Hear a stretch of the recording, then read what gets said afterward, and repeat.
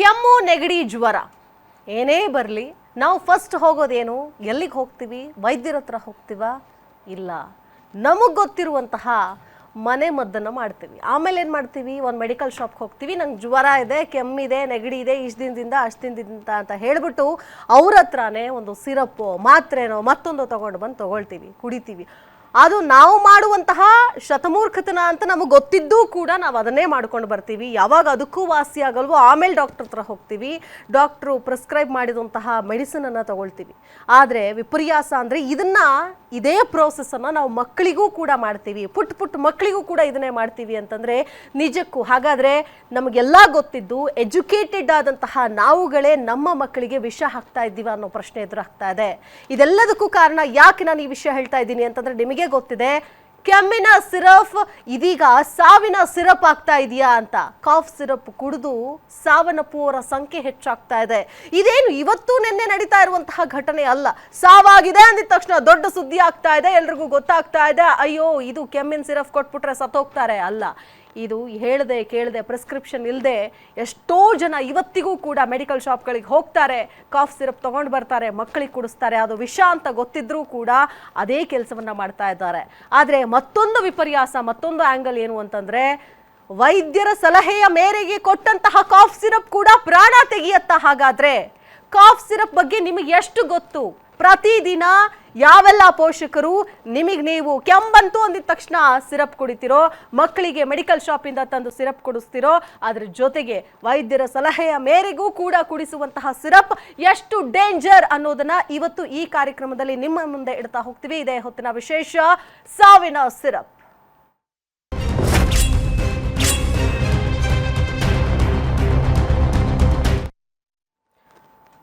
ಇದೇ ವಿಚಾರಕ್ಕೆ ಸಂಬಂಧಪಟ್ಟಂತೆ ನನ್ನ ಜೊತೆಗೆ ಅತಿಥಿಗಳು ಜಾಯ್ನ್ ಆಗ್ತಾ ಇದ್ದಾರೆ ಮೊದಲನೇದಾಗಿ ಮಕ್ಕಳ ತಜ್ಞರಾದಂತಹ ಡಾಕ್ಟರ್ ಸುನಿಲ್ ಕುಮಾರ್ ಹೆಬ್ಬಿ ಇದ್ದಾರೆ ನಮಸ್ಕಾರ ಸರ್ ಕಾರ್ಯಕ್ರಮಕ್ಕೆ ನಮಸ್ಕಾರ ಅಲ್ಲ ಮಕ್ಕಳ ತಜ್ಞ general physician okay general physician ಇದ್ದಾರೆ ಅದ್ರ ಜೊತೆಗೆ ತಜ್ಞ ವೈದ್ಯರಾದಂತಹ ಡಾಕ್ಟರ್ ಶರತ್ ಕುಲಕರ್ಣಿ ಇದ್ದಾರೆ ನಮಸ್ಕಾರ ಸರ್ ಕಾರ್ಯಕ್ರಮಕ್ಕೆ ಸ್ವಾಗತ ಮೊದಲನೇದಾಗಿ ಸುನಿಲ್ ಕುಮಾರ್ ಸರ್ ನೋಡ್ತಾ ಇದ್ದೀವಿ ಒಂದು ಕಡೆ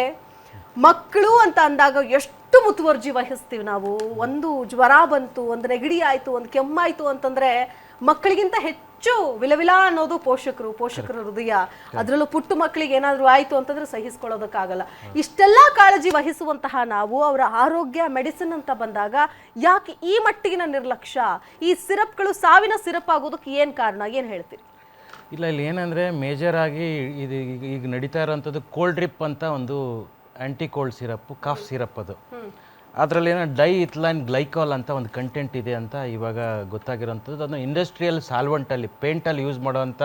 ಪ್ರಾಡಕ್ಟು ಅದನ್ನು ಯೂಸ್ ಮಾಡಿದ್ರು ಅಂತ ಹೇಳ್ತಾರೆ ಅದ್ರ ಡಾಕ್ಟ್ರ್ ಆಗಿರೋರು ಅದನ್ನು ಪ್ರಿಸ್ಕ್ರೈಬ್ ಮಾಡಿದ್ದಾರೆ ಅಂದರೆ ಅವ್ರಿಗೆ ಗೊತ್ತಿಲ್ಲ ಡಾಕ್ಟ್ರಲ್ಲಿ ಅದರಲ್ಲಿ ಏನು ಔಷಧಿ ಇದೆ ಅಂತ ಇದು ನಮಗೆ ಗೊತ್ತಿರೋವಂಥದ್ದು ಕಂಟೆಂಟ್ಸ್ ಏನಿರುತ್ತೆ ಅಲ್ಲಿ ಕಂಟೆಂಟ್ ಏನು ಆ ಮೆಡಿಸಿನಲ್ಲಿ ಏನು ಕಂಟೆಂಟ್ ಇದೆಯೋ ಮತ್ತು ಒಳಗಡೆ ಮೇಲೆ ಒಂದು ಕಂಟೆಂಟ್ಸ್ ಇರುತ್ತೆ ಏನು ಡೋಸೇಜ್ ಇರುತ್ತೆ ಕಂಟೆಂಟ್ ಇರುತ್ತೆ ಅದ್ರ ಮೇಲೆ ನಾವು ಪ್ರಿಸ್ಕ್ರೈಬ್ ಮಾಡಿರ್ತೀವಿ ಬಟ್ ಒಳಗಡೆ ಈ ಥರ ಕೆಮಿಕಲ್ ಇರೋದಂಥದ್ದು ಡಾಕ್ಟ್ರಿಗೆ ಗೊತ್ತಿರಲ್ಲ ಹಾಗಾಗಿ ಡಾಕ್ಟ್ರ್ ಮೇಲೆ FIR ಆಗಿದೆ ಮತ್ತು ಇದು ದುರಾದೃಷ್ಟ ಬಟ್ ಇನ್ನೊಂದು ಏನಂದರೆ ಜನ ಈಗ ಡಾಕ್ಟ್ರ್ ಪ್ರಿಸ್ಕ್ರೈಬ್ ಮಾಡಿದೆ ಹೀಗೆ ಆಗ್ಬಿಟ್ಟಿದೆ ಇನ್ನು ಜನರಲಿ ಓವರ್ ದಿ ಕೌಂಟ್ರು ಅಂದರೆ ಮೆಡಿಕಲ್ ಶಾಪ್ಗೆ ಹೋಗಿ ಕೆಮ್ಮಿದೆ ನೆಗಡಿ ಇದೆ ಅಂತ ಸೆಲ್ಫ್ ಮೆಡಿಕೇಷನ್ ಮಾಡ್ಕೋತಾರಲ್ಲ ಅದು ತುಂಬ ಆಘಾತಕಾರಿ ಮತ್ತು ಅಪಾಯಕಾರಿ ಸಾಕಷ್ಟು ಜನ ನನ್ನ ಹತ್ರ ಬರುವಂಥದ್ದು ನೀವೇ ಹೇಳಿದ ಹಾಗೆ ಆವಾಗಲೇ ಆ್ಯಂಟಿಬಯೋಟಿಕ್ಸ್ ಬೇಕಾದ್ರೂ ಮೆಡಿಕಲ್ ಸ್ಟೋರಲ್ಲಿ ಪ್ರಿಸ್ಕ್ರೈಬ್ ಮಾಡಿಬಿಡ್ತಾರೆ ಅಯ್ಯೋ ಈಗ ಎಲ್ಲದಕ್ಕಿಂತ ಮತ್ತೊಬ್ಬ ತಜ್ಞ ವೈದ್ಯರಿದ್ದಾರೆ ಅವ್ರನ್ನ ಕೇಳದೆ ಯಾವ ಕೆಲಸನೂ ಮಾಡಲ್ಲ ಶರತ್ ಸರ್ ಗೂಗಲ್ ಏನಾದ್ರೂ ನಮಗೆ ಕೆಮ್ಮಾಯ್ತು ನೆಗಡಿ ಆಯ್ತು ಜ್ವರ ಬಂತು ಇದಕ್ಕೇನೋ ಸಿಂಪ್ಟಮ್ಸ್ ಇದೆ ಅಂದಿದ ತಕ್ಷಣ ಫಸ್ಟ್ ಮಾಡೋದು ಗೂಗಲ್ ಮಾಡ್ತಾರೆ ಓಕೆ ಇದಕ್ಕೆ ಯಾವ ಮೆಡಿಸನ್ನು ಈ ತರ ಸಿಂಪ್ಟಮ್ಸ್ ಇದೆ ಸೊ ಇದೇನ್ ಕಾಯಿಲೆ ಅಂತ ಇವರೇ ಪತ್ತೆ ಹಚ್ಚಿ ಇವರೇ ವೈದ್ಯರಾಗ್ತಾ ಇದ್ದಾರೆ ಇತ್ತೀಚಿನ ದಿನಗಳಲ್ಲಿ ಸೆಲ್ಫ್ ಮೆಡಿಕೇಶನ್ ಮಾಡೋದ್ರ ಜೊತೆಗೆ ಗೂಗಲ್ ವೈದ್ಯರುಗಳು ಊರು ತುಂಬಾ ಇದ್ದಾರೆ ಏನ್ ಹೇಳ್ತೀವಿ ಸೈಬರ್ ಕಾಂಡ್ರಿಯಾ ಅಂತ ಹೇಳ್ತೀವಿ ನಾವು ಅವ್ರ ಹೈಪೋಕಾಂಡ್ರಿಯಾ ಅಂತ ಈಗ ಏನಾಗ್ಬಿಟ್ಟಿದೆ ಶರತ್ ಸರ್ ಹೇಳಿ ಎಲ್ಲಿ ಹೆಲ್ತ್ ಇಲ್ನೆಸ್ ಇರುತ್ತೆ ಅಲ್ಲಿ ಒಂದು ಆಂಗ್ಸೈಟಿ ಬಂದ್ಬಿಡ್ತು ಅವ್ರಿಗೆ ಹೆಲ್ತ್ ಇಲ್ನೆಸ್ ಆಂಗ್ಸೈಟಿ ಅಂತ ಅವರು ಇವಾಗ ಬಿಡಿ ಈಗ ಗೂಗಲ್ ಹೋಯ್ತು ಇವಾಗ AI ಅಲ್ಲಿ ನೀವು ಸಿಂಪ್ಟಮ್ಸು ಮತ್ತೆ ಕಾಯಿಲೆ ಪತ್ತೆ ಹಚ್ಚಿ ಎಲ್ಲ ಅಂತ ಅವರಿಗೆ ಹಾಕ್ಬಿಟ್ರೆ ಕೊಟ್ಬಿಡೋದು ಡಯಾಗ್ನೋಸಿಸ್ ಡೋಸೇಜು ಯಾವಾಗ ತಗೋಬೇಕು ಆಫ್ಟರ್ ಫುಡ್ ಬಿಫೋರ್ ಫುಡ್ ನೀರ್ ಜೊತೆ ಜೇನುತುಪ್ಪದ ಜೊತೆ ಹಾಲಿನ ಜೊತೆ ಮಜ್ಜಿಗೆ ಜೊತೆ ಹಾಗೆ ಎಲ್ಲ ಬಂದ್ಬಿಡುತ್ತೆ ಅದರಲ್ಲಿ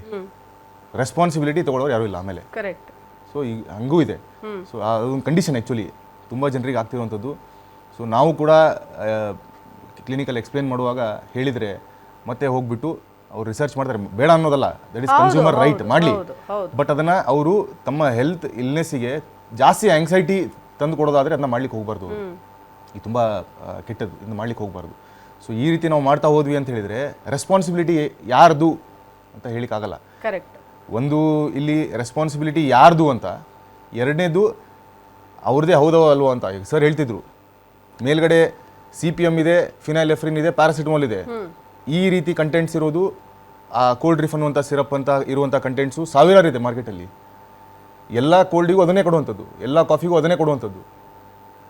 ಎಲ್ಲ ಡಾಕ್ಟರ್ಸು ಅದನ್ನೇ ಕೊಡುವಂಥದ್ದು. ಇವ್ರನ್ನ ಮಾತ್ರ FIR ಹಾಕಿ ಒಳಗಡೆ ಹಾಕಿದ್ದಾರೆ. ಓಕೆ ಸರ್, ನಾನು ಇದಕ್ಕೊಂದು ಮಾತು ಹೇಳ್ತೀನಿ. ಏನು ಅಂತಂದರೆ, ನನಗೊಂದು ಜ್ವರ ಬಂತಪ್ಪ, ಒಂದು ನೆಗಡಿ ಆಯ್ತಪ್ಪ, ಅಥವಾ ಏನೋ ಒಂದು ಕಾಯಿಲೆ ಬಂತು, ವೈದ್ಯರು ಏನೋ ಒಂದು ಮೆಡಿಸಿನ್ ಕೊಡ್ತಾರೆ ಅಂತಂದಾಗ ಅದು ನನ್ನ ನಂಬಿಕೆ. ವೈದ್ಯರು ಹೇಳಿದ್ದಾರೆ ಅಂತಂದ್ರೆ ಇದು ಕರೆಕ್ಟ್ ಆಗಿರುತ್ತೆ, ಇದು ಸರಿಯಾಗಿರುತ್ತೆ. ಸೊ ಹಾಗಾಗಿ ನಾನು ಅದನ್ನ ತಗೊಂಡು ನನ್ನ ಅದೊಂದು ನಂಬಿಕೆ ಇರುತ್ತೆ. ನಾವು ವೈದ್ಯರು ಕೊಟ್ಟಿದ್ದಾರೆ ಅಂದ್ರೆ ಮುಗೀತು, ಕೈಗುಣ ಅಂತ ಹೇಳ್ತೀವಿ. ಎಷ್ಟೋ ಜನರ ಕೈಗುಣ ಅಂದ್ರೆ ಅವ್ರು ಏನು ಮಾಡ್ತಾರೋ ಬಿಡ್ತಾರೋ, ಮುಟ್ಟಿ ಪಲ್ಸ್ ರೇಟ್ ನೋಡ್ಬಿಟ್ಟು ನಿಮ್ಗೆ ಹಿಂಗಾಗಿದೆ ಅಂತೇಳಿ ಒಂದು ಮೆಡಿಸಿನ್ ಬರೆದು ಕೊಟ್ಟಿದ ತಕ್ಷಣ ಅವ್ರು ಹೋಗಿ ತಗೊಂಡಿದ ತಕ್ಷಣ ಒಂದೇ ದಿನಕ್ಕೆ ಅದು ಒಂದು ಫುಲ್ ಡೋಸೇಜು ಮುಗಿಸಿರಲ್ಲ, ಒಂದೇ ದಿನಕ್ಕೆ ಹುಷಾರಾಗ್ಬಿಡ್ತಾರೆ. ಅವ್ರಿಗೇನೋ ಒಂದು ಫೀಲಿಂಗ್, ಓಕೆ ಡಾಕ್ಟರ್ ನೋಡಿದ್ರೆ ನಾವು ಹುಷಾರಾಗ್ತೀವಿ ಅಂತ. ಆದರೆ ಇಲ್ಲಿ ನಾವು ಇಷ್ಟು ಕಣ್ಮುಚ್ಚಿ ವೈದ್ಯೋ ನಾರಾಯಣೋ ಹರಿ ಅಂತೀವಿ. ಆ ವೈದ್ಯರನ್ನ ನಂಬಿ ನಾವು ಮಾತ್ರೇನೋ ಅಥವಾ ಅವ್ರು ಕೊಟ್ಟಂತಹ ಇಂಜೆಕ್ಷನ್ಸೋ ತಗೊಳ್ತೀವಿ, ಫಾಲೋ ಅಪ್ ಮಾಡ್ತೀವಿ, ಡೋಸೇಜ್ ಕಂಪ್ಲೀಟ್ ಮಾಡ್ತೀವಿ. ಆದರೆ ವೈದ್ಯರ ಕಣ್ತಪ್ಪಿನಿಂದ ಆಗಿದೆ ಅನ್ನೋದು ನಮ್ಮ ಅರಿವಿಗೆ ಬರೋದು ಹೇಗೆ? ಹಾಗಾದ್ರೆ ನಾವು ಮಾಡುವಂತಹ ತಪ್ಪೇನು? ಹೌದು, ಇದು ವೈದ್ಯರು ತಪ್ಪಲ್ಲ ಅಂತ ನೀವು ಹೇಳ್ತೀರಿ, ಆದರೆ ಈ ಸತ್ತಂತಹ ಮಗು ಯಾರ ಮೇಲೆ ಹಾಗಾದ್ರೆ ಹೊಣೆ ಹಾಕಬೇಕು? ಸೊ ಇಲ್ಲಿ ತಪ್ಪು ಅವ್ರದ್ದಲ್ಲ ಅಂತ ನಾನು ಹೇಳ್ತಿಲ್ಲ, ಆದರೆ 100% ರೆಸ್ಪಾನ್ಸಿಬಿಲಿಟಿ ಅವ್ರದ್ದೇ ಅಲ್ಲ. ಇದು ಯಾವ ಸ್ಕೀಮಲ್ಲಿ ಮೆಡಿಸಿನ್ ಕೊಟ್ಟಿದ್ರು, ಆ ಸ್ಕೀಮಲ್ಲಿ ಇರುವಂಥ ಪಾಲಿಟಿಷಿಯನ್ ಯಾರು, ಮಿನಿಸ್ಟ್ರ್ ಯಾರು, ಅಲ್ಲಿ ಆ ಸ್ಕೀಮನ್ನು ಜಾರಿ ಮಾಡಿರೋರು ಯಾರು, ಎಲ್ಲರೂ ಕೂಡ ರೆಸ್ಪಾನ್ಸಿಬಲ್ ಆಗ್ತಾರೆ ಹಂಗೆ ಮಾಡಿದರೆ. ಬರೀ ವೈದ್ಯರು ಯಾಕೆ ಅಂತ.